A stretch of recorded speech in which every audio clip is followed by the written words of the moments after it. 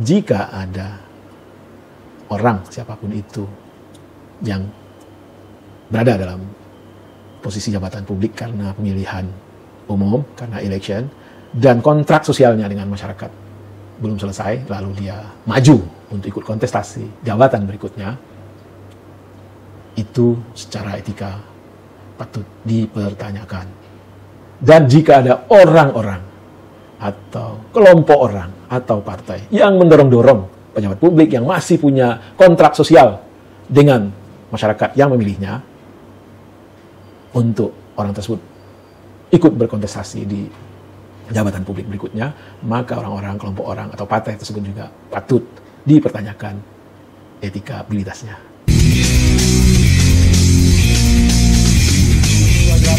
Ketemu lagi kita di channel yang perlu dibagikan rumah gratis tidak bayar. Subscribe. Ya, assalamualaikum warahmatullahi wabarakatuh. Teman-teman, menjadi orang baik itu biasa, menjadi orang biasa itu baik, tapi menjadikan kebaikan sebagai suatu kebiasaan, nah itu baru luar biasa. Hidup hanya sekali, mari buat berarti. Hidup hanya sesaat, ayo tebar banyak manfaat. Teman-teman, hari ini Bang Kica ingin berkicau, berceloteh soal yang ini nih. Ya, teman-teman tahu apa itu? Ya, itu adalah ban serep. Sesuatu yang kita tidak pernah berharap bisa menggunakannya atau memfungsikannya, tidak pernah kita berharap untuk bisa memfungsikan ban serep tersebut. Tetapi kita merasa tidak aman, tidak nyaman, tidak merasa secure kalau di kendaraan kita tidak ada ban serep. Kita bayar atau ban serep bagian dari harga mobil yang kita bayar. Ada kalkulasi cost di dalamnya. Dan anehnya, walaupun kita bayar, sekali lagi kita tidak pernah berharap kita akan menggunakan ban serep tersebut. Kecuali dalam keadaan terpaksa, dalam perjalanan, ban utama kita katakanlah pecah, maka kita akan gunakan ban serep. Dan itu pun kita gunakan tidak permanen. Kita akan kembali menggunakan ban utama setelah kita membenarkan atau membeli ban baru. Jadi teman-teman, dapat kita simpulkan bahwa sesuatu yang tidak pernah kita harapkan akan kita gunakan, lalu kita rela untuk membayarnya, karena tanpa dia kita merasa kurang secure, kita merasa kurang aman. Ya, itulah dia ban serep. Lalu ini, ya, teman-teman tahu itu foto dari Pak Muhaimin Iskandar, Gibran Raka Buming Raka, dan Pak Mahfud MD. Ketiga-tiganya itu adalah cawapres kita di tahun 2024 ini.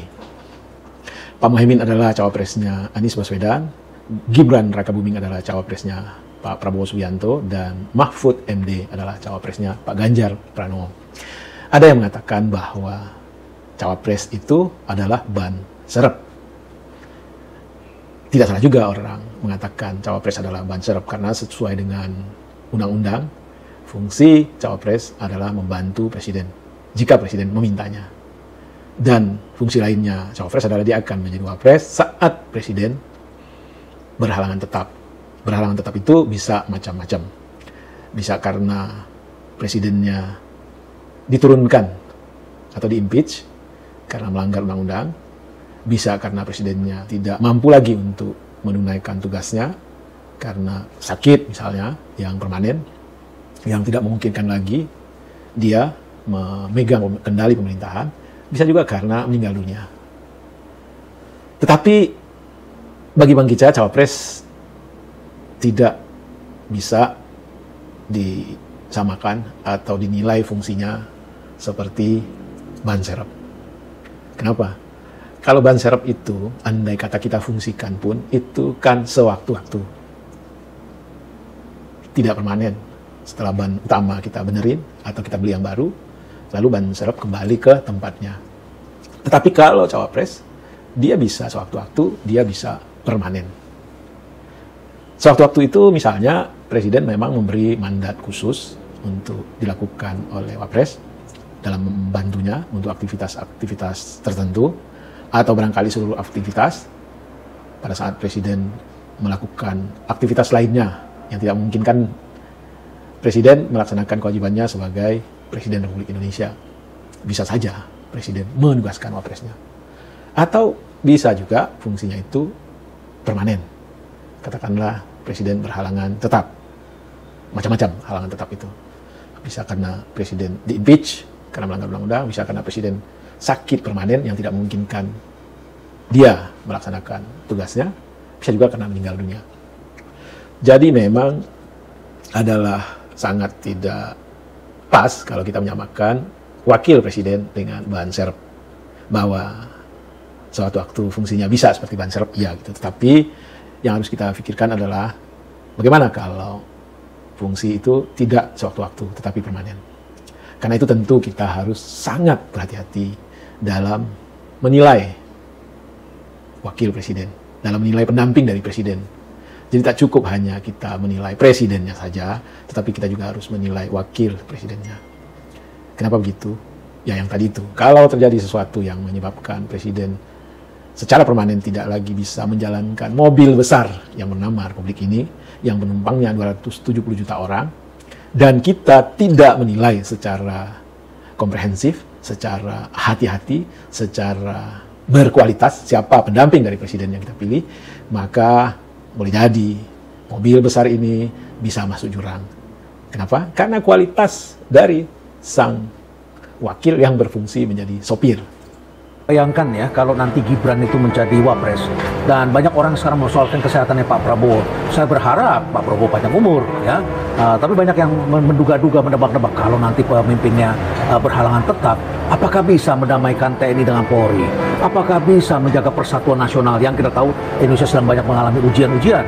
Apakah bisa mengatasi serangan campur tangan asing di Indonesia? Apakah bisa memajukan ekonomi Indonesia? Banyak pertanyaan-pertanyaan, apalagi kalau tidak bisa menjawab pertanyaan dan sekarang menjadi gunjingan dan banyak meme di media dan massa. Satu hal, saya agak sedih kadang-kadang. Satu hal tentang Gibran, ini yang membuat kita gemas, kecewa, dan benar-benar kesel gitu kan. Dia menghindari untuk menjawab pertanyaan. Padahal sebagai publik, kita tahu kemampuan seseorang, tahu visi seseorang dari apa yang dia utarakan. Tapi dia kemudian selalu bilang, nggak usah dijawab, biar aja. Saja. Nah, tanya sama orang itu. Ya, lalu apa dong yang bisa kita pegang dari seorang pemimpin kalau pemimpinnya kayak gitu? Bagi Bang Kica, tetap penilaian seorang wakil presiden harus kita gunakan, harus kita optimalkan. Pertama adalah soal etikabilitasnya. Etikabilitas adalah sesuatu yang melebihi apapun juga, karena rasa etis yang ada dalam diri setiap orang itu adalah alarm yang mengingatkan dia apakah yang dia lakukan itu sesuai dengan kehendak orang banyak, disetujui orang banyak, tidak melanggar apapun yang menjadi keyakinan orang banyak. Jadi etikabilitas adalah itu rasa yang ada di dalam diri seorang manusia. Ukuran etika itu ya pantas atau tidak pantas, patut atau tidak patut. Bagi Bang Kica, jika ada seorang pejabat publik yang dipilih karena pemilihan umum, karena election, lalu belum habis masa jabatannya, belum habis kontrak sosialnya dengan masyarakat yang memilihnya, lalu dia meninggalkan jabatannya tersebut atau meninggalkan masyarakatnya tersebut untuk mencari jabatan baru, untuk berkontestasi di peluang baru, maka sejatinya orang tersebut patut dipertanyakan etikanya.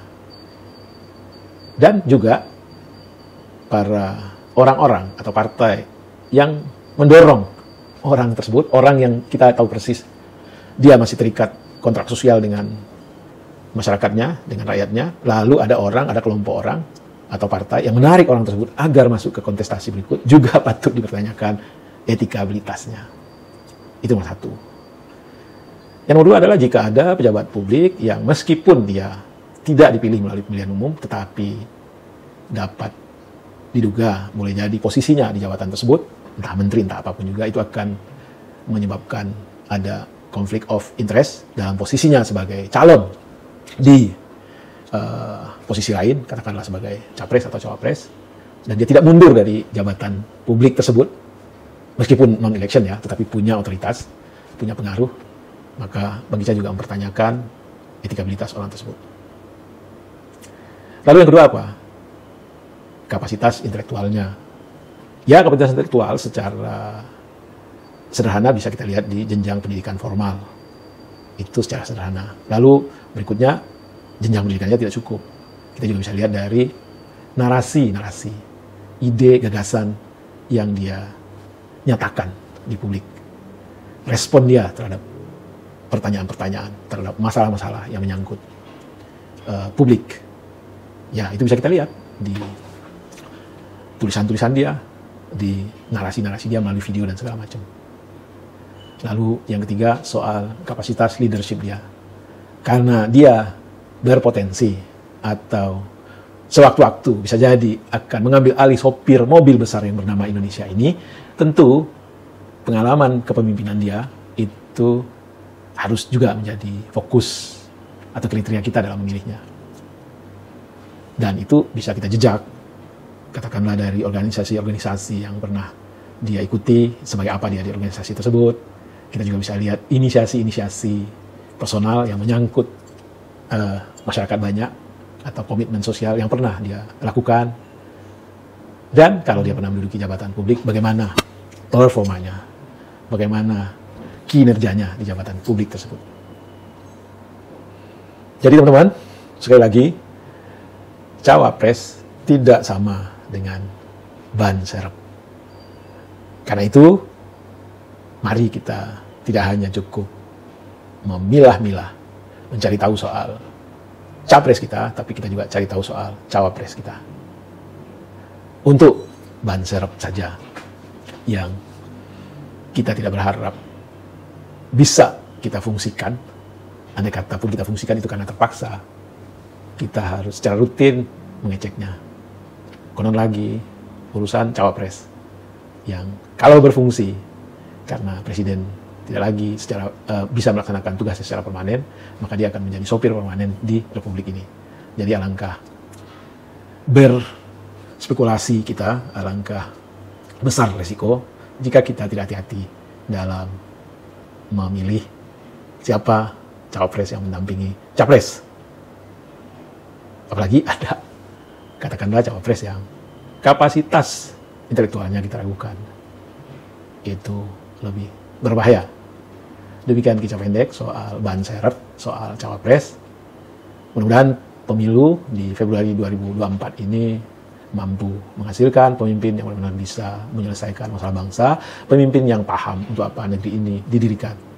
Dan sebelum Bang Gica tutup, Bang Gica ingin sekali lagi menyatakan, jika ada orang siapapun itu yang berada dalam posisi jabatan publik karena pemilihan umum, karena election, dan kontrak sosialnya dengan masyarakat belum selesai, lalu dia maju untuk ikut kontestasi jabatan berikutnya, itu secara etika patut dipertanyakan. Dan jika ada orang-orang atau kelompok orang atau partai yang mendorong-dorong pejabat publik yang masih punya kontrak sosial dengan masyarakat yang memilihnya untuk orang tersebut ikut berkontestasi di jabatan publik berikutnya, maka orang-orang, kelompok orang atau partai tersebut juga patut dipertanyakan etikabilitasnya. Wassalamualaikum warahmatullahi wabarakatuh. Salam sehat dan bahagia.